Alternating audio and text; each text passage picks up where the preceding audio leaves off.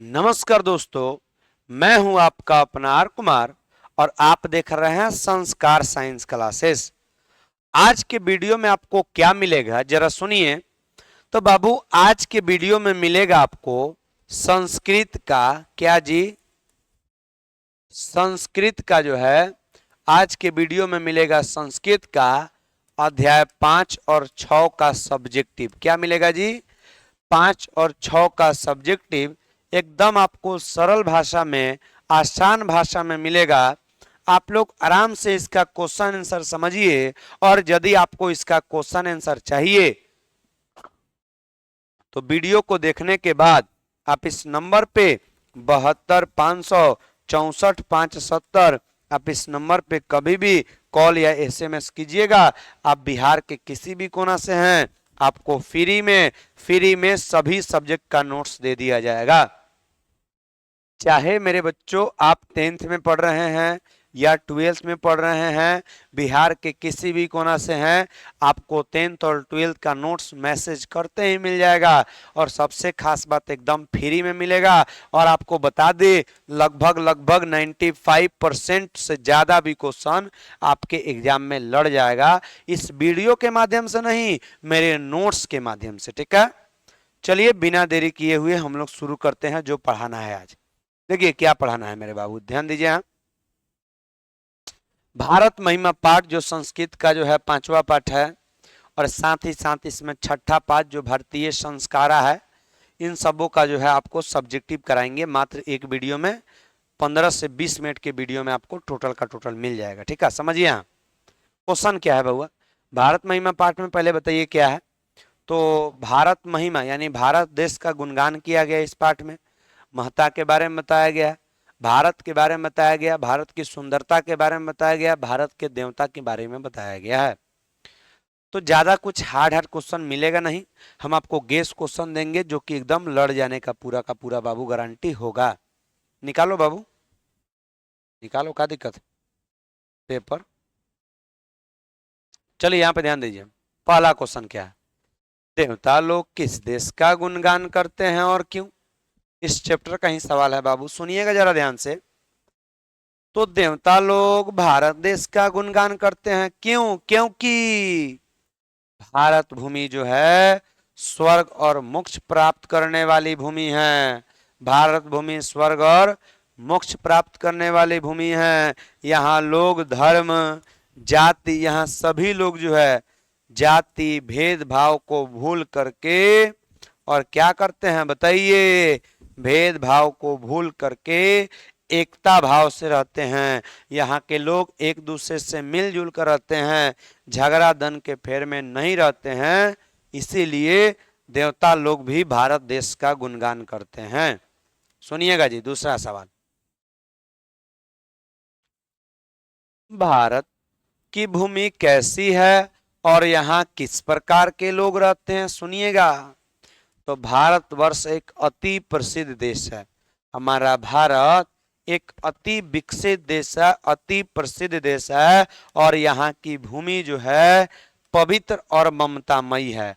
यहाँ विभिन्न जाति और धर्म के लोग जो है एकता भाव से रहते हैं। इस भूमि पर देवता भी जो है बार बार जन्म लेना चाहते हैं। भारत भूमि पर देवता बार बार जन्म लेना चाहते हैं। ये है भारत भूमि का पावर। ठीक है, चलिए बाबू क्वेश्चन नंबर 3 को देखते हैं। समझिएगा बाबू, क्वेश्चन नंबर 3। भारत महिमा पाठ से हमें क्या शिक्षा मिलती है? तो सुनिएगा बाबू, भारत महिमा पाठ से हमें यह शिक्षा मिलती है कि हमारा देश भारत महान है। हमें भारतीय होने पर अपने आप में क्या होना चाहिए? अपने आप में गर्व होना चाहिए। भारत भूमि की गुणगान देवता लोग भी जो है करते हैं। हम सभी लोगों को आपस में एकत्व भाव से रहना चाहिए। इस पाठ में यही बताया गया है कि हम सभी लोग को प्रेम भाव से रहना चाहिए। इंसान जब मरता है तो क्या लेकर के जाता है बताइए? उसका निशान, उसका कारनामा, उसका व्यवहार ही तो छूटता है धरती पर। या कमाया हुआ पैसा, ये सब कुछ नहीं बाबू काम आता है। ठीक है, इसलिए हमें प्रेम भाव से रहना चाहिए। चलिए क्वेश्चन नंबर 4 को समझिए। इसमें समझिए बाबू जरा ध्यान से।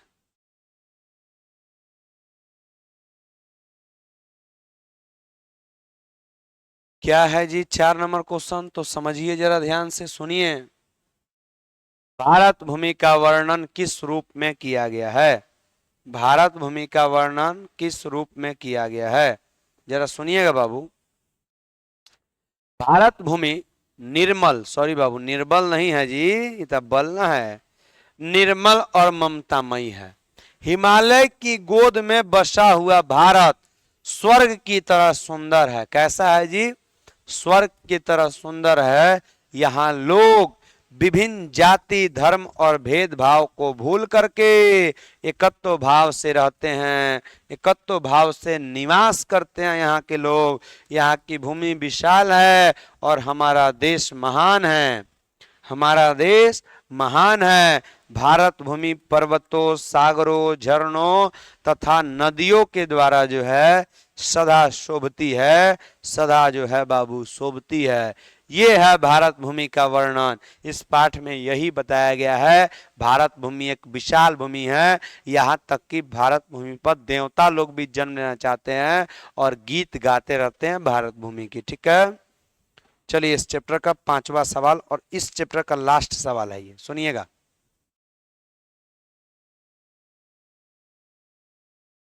कि भारत महिमा पाठ का उद्देश्य क्या है? आखिर इस पाठ का उद्देश्य क्या है, इस बात को समझते हैं, जरा सुनिएगा जी। तब भारत महिमा पाठ में पौराणिक तथा आधुनिक पद जो है संकलित है। इन सभी पदों का उद्देश्य भारत और भारतीय लोगों के विशेषताओं का वर्णन करना है। यानी हमारे यहाँ के लोगों के विशेषताओं का वर्णन करना है। इस पाठ में भारत की सुंदरता, सभ्यता और भारतीयों की जो है देशभक्ति की ओर पाठक का ध्यान जो है आकर्षित किया गया है। आकर्षित बाबू गलती लिखा हुआ है, यहाँ पे श होगा, आकर्षित किया गया है। इस पाठ में यही कि हम लोगों को भारत देश के प्रति, भारत भूमि के प्रति कितना प्रेम रखना चाहिए, इन सब बातों के बारे में बताया गया है। चलिए आज के वीडियो का जो है लास्ट सवाल नहीं, लास्ट चैप्टर जरा पढ़ते हैं, इनको भी समझने का कोशिश करते हैं। सुनिएगा, चैप्टर का नाम है भारतीय संस्कार। भारतीय संस्कार। सुनिए जी पहला क्वेश्चन। इस पाठ में क्या है बाबू? संस्कार के बारे में बताया गया। हमारा संस्कार कैसा होता है, क्या है हमारा संस्कार, यही तो। मनुष्य के जीवन में संस्कार का क्या महत्व है, आखिर हमारे जीवन में इन संस्कारों की क्या वैल्यू है। ठीक है, इन सब चीजों के बारे में सुनिए जरा ध्यान से। तो प्राचीन काल से ही मनुष्य के जीवन में संस्कारों का एक विशेष महत्व है। जैसे हिंदू धर्म में खुशी के अवसर पर, हिंदू धर्म में खुशी के अवसर पर इन सभी संस्कारों के रिवाज पूरे किए जाते हैं और इस अवसर पर हम अपने परिवार और समाज के साथ जो है खुशियों को बांटते हैं। किसको बाबू? तो इन संस्कार का जो है प्रयोग करके हम लोग क्या करते हैं, तो खुशियों को बांटने का जो है काम करते हैं। ठीक है, और अंत्येष्टि संस्कार मरने के बाद होता है। दूसरा सवाल सुनिए बाबू, सुनिए बाबू दूसरा। अच्छा ज्यादा है ना,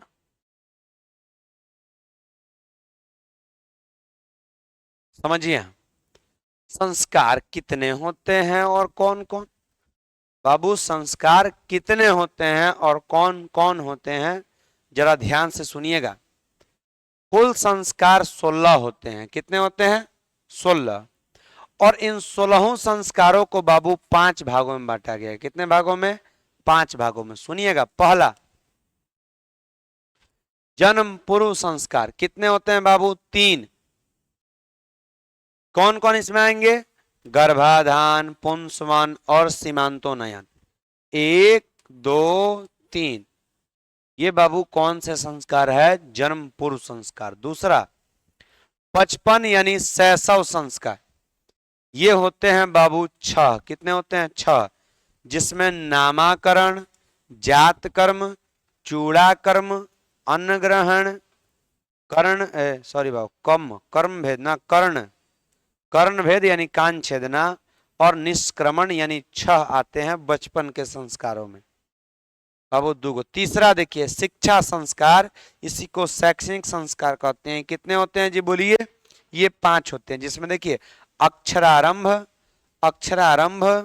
उपनयन, वेदारंभ, केशांत और समापवर्तन संस्कार। ठीक है, 5 गो भाग में हम लोग 3 गो भाग को समझ लिए, चौथा 5वां भाग समझिए बाबू इसमें का। सुनिए, चौथा विवाह संस्कार, सुनिएगा।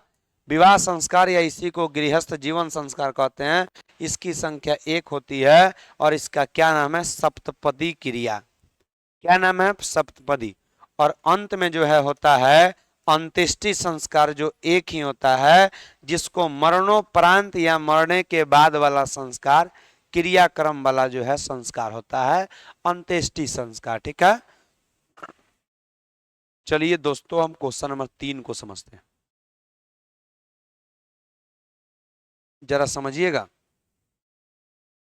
3, संस्कार किसे कहते हैं तथा विवाह संस्कार का वर्णन करें। संस्कार किसे कहते हैं और विवाह संस्कार के बारे में बताएं। सुनिए, तो मनुष्य के गुणों को ही संस्कार कहा जाता है, यानी हमारा गुण, हमारा व्यवहार ही बाबू संस्कार कहलाता है। क्या हमें पढ़े लिखे प्रूव करने के लिए क्या हम शादी विवाह में कहीं जाते हैं तो क्या बहुत ज्यादा पढ़े लिखे हैं लोग बोले, क्या उसके लिए आप शादी विवाह में स्टेजवा पे चढ़ के लगते हैं का फॉर्मूला सुनाने की हम बहुत पढ़े लिखे हैं? नहीं बाबू, आपकी पहचान वहां के संस्कारों से होती है। जैसे जो भी आपके जो है ये रिलेटिव लोग आ रहे हैं, आपसे आदरणीय हैं, तो उनका आदर करना, प्रणाम करना, उनका सेवा करना, यही सब तो है संस्कार। वहां से पता चलता है कि आप कितने संस्कारी हैं और वहीं से लोगों के नजर में आप कितने पढ़े लिखे हैं पता लग जाता है। समझ में आ रहा है ना कि आप जा करके वहां स्टेज पे चढ़ के फॉर्मूला सुनाते हैं। यही तो है संस्कार, यानी हमारा व्यवहार ही बबुआ जी, हमारा व्यवहार ही संस्कार है और हमारा व्यवहार ही हमें मान सम्मान दिलाता है दूसरों के नजर में। खैर छोड़िए, सुनिए, मनुष्य के गुणों को ही संस्कार कहा जाता है। संस्कार को 5 भागों में बांटा गया है, जिनमें से एक विवाह भी है। विवाह संस्कार में मुख्यतः वचन देना, मंडप बनाना, कन्यादान करना, वर पक्ष के घर जाना, सिंदूर दान करना, अग्नि स्थापना करना, पति के साथ पत्नी का जो है कल्पना पर जो है अल्पना पर पैर रखना, ये सब बाबू विवाह संस्कार में आते हैं। उसके बाद सुनिए, शिक्षा। 1 मिनट बाबू, 1 मिनट। शिक्षा संस्कार का वर्णन करें। सुनिए, शिक्षा संस्कार 5 प्रकार के होते हैं जो निम्नलिखित है। शिक्षा संस्कार कितने प्रकार के होते हैं बच्चों? 5 प्रकार के, जरा सुनिएगा कौन कौन। 1 नंबर अक्षरारंभ, इसमें बच्चा जो है अक्षर लिखना शुरू करता है अक्षरारंभ में। दूसरा बाबू उपनयन, इस संस्कार में गुरु के द्वारा शिष्य को यानी चेला को, पहले के जमाना में यानी प्राचीन काल में शिष्य को ब्रह्मचारी कहा जाता था, अपने घर में लाना होता है उपनयन संस्कार में। तीसरा वेदारंभ संस्कार, सुनिएगा, इस संस्कार में शिष्य यानी चेला गुरु के घर में ही वेद का आरंभ करता है, यानी वेद पढ़ना शुरू करता है। अभी बहुत सारे वेद विद्यालय हैं बाबू, सुनिए।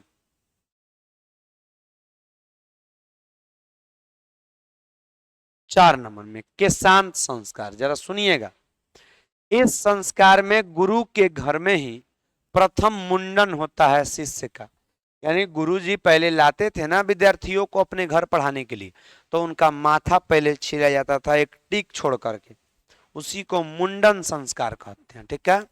पांचवा, समावर्तन संस्कार। सुनिएगा, इस संस्कार में शिष्य जो है अपने गुरु का आज्ञा पा करके अपने घर लौटता है, उसको कहते हैं समापवर्तन संस्कार। चलिए सुनिए, क्वेश्चन नंबर 5 को समझिए। संस्कार का मौलिक अर्थ क्या होता है? आखिरी संस्कार का मतलब क्या होता है? जरा सुनिएगा बाबू। जो व्यवस्था हमें समुचित रूप से व्यवस्थित करता है, वह अवस्था या वह व्यवस्था संस्कार का मौलिक अर्थ होता है।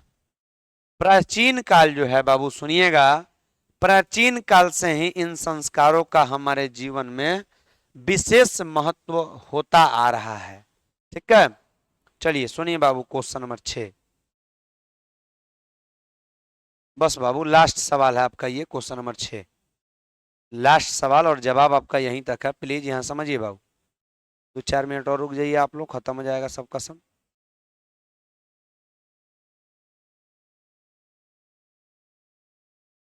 एक मिनट, हाँ समझिए, अंत तक लिखा गया ना? अरे पाठ पढ़ लिया जाएगा। चलिए बाबू यहाँ पे ध्यान दीजिए। भारतीय संस्कार पाठ के आधार पर ऋषियों की कल्पना का वर्णन करें। ऋषियों ने कौन कौन सी कल्पना किया था बाबू इस पाठ के आधार पर? सुनिए, भारतीय संस्कार पाठ के आधार पर ऋषियों की कल्पना थी कि जीवन के प्रायः सभी मुख्य अवसरों पर वेद मंत्रों का पाठ, बड़े लोगों का आशीर्वाद, हवन तथा परिवार के सदस्यों का जो है सम्मेलन होना चाहिए। ऐसा करने से संस्कारों का पालन होता है, ये ऋषियों का कहना था। चलिए दोस्तों, ये तो समाप्त हुआ, लेकिन पहले जान लीजिए, आप लोगों ने जो भी कुछ पढ़ा है, अगर आप चाहते हैं इसका पीडीएफ लेना, फुल नोट्स लेना, एग्जाम के लिए बहुत बहुत ज़्यादा ऑब्जेक्टिव और बहुत ज़्यादा सब्जेक्टिव चीज़ें लेना, इंपॉर्टेंट चीज़, आप इस नंबर पे कांटेक्ट कीजिए, 72-564-570। आप इस नंबर पे कांटेक्ट कीजिए, आप इस नंबर पे कॉल या एसएमएस कीजिए, आपको पूरा सब्जेक्ट का जो है नोट्स एकदम फ्री में मिल जाएगा, आपसे 1 रुपया भी चार्ज नहीं लिया जाएगा। दोस्तों, आज का वीडियो हम यहीं पे अंत करते हैं और मिलते हैं आपको अगले वीडियो में नए अंदाज के साथ। आज के लिए इतना ही। जय हिंद।